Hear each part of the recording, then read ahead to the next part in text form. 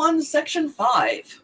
Each house shall be the judge of the elections, returns, and qualifications of its own members, and a majority of each shall constitute a quorum to do business, but a smaller number may adjourn from day to day, and may be authorized to compel the attendance of absent members in such manner and under such penalties as each house may provide. So, the House of Representatives judges elections and so forth for its members. The Senate judges elections and so forth for its members. You have to have, half of the house, half of each house in order to do business in that house. But you can get, 2 or 3 guys doing stuff.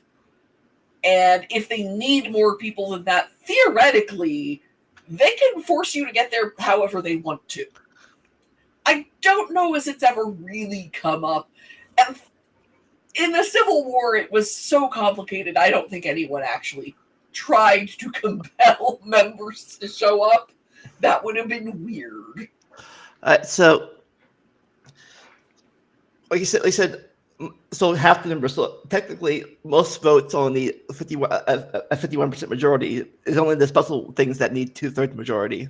Yeah. Most government work gets by on majority.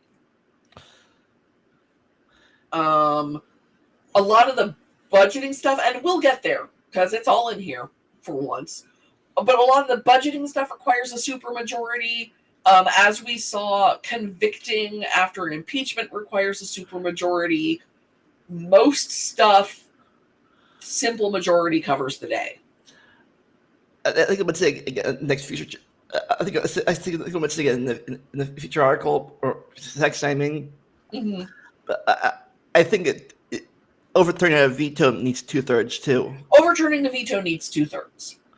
Passing in the first place only needs half, but if the president's like, nope, or like, you need more. Basically, if you're going to overturn the veto, Congress has to really want to overturn the veto, which is why it's so rare.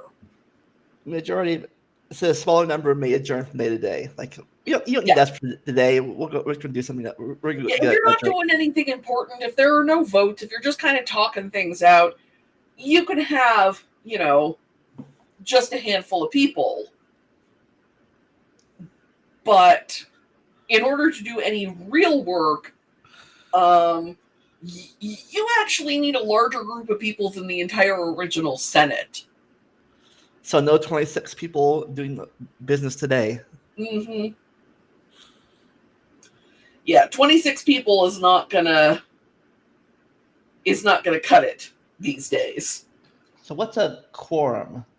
Quorum is the number of people you have to have in order to do anything. Okay.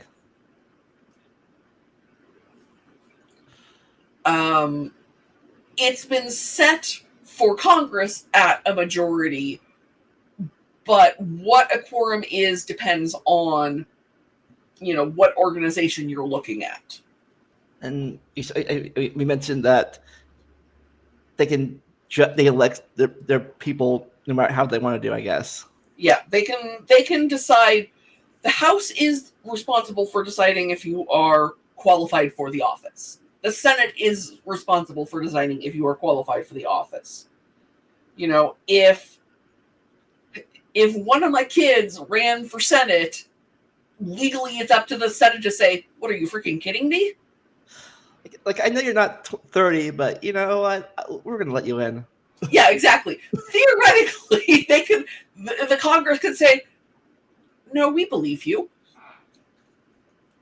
Again, I don't think it's ever happened. And I think the bigger issue these days would be looking into someone's citizenship. I don't think they're going to have an 11-year-old pretending to be 30. I think what's a lot more likely is someone whose citizenship is in question running for Congress.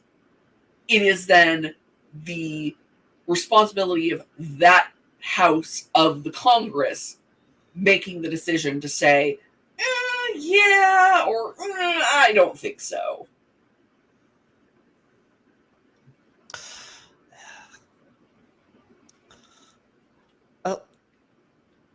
like, I think we should pass a bill that gets us more snacks in our classrooms.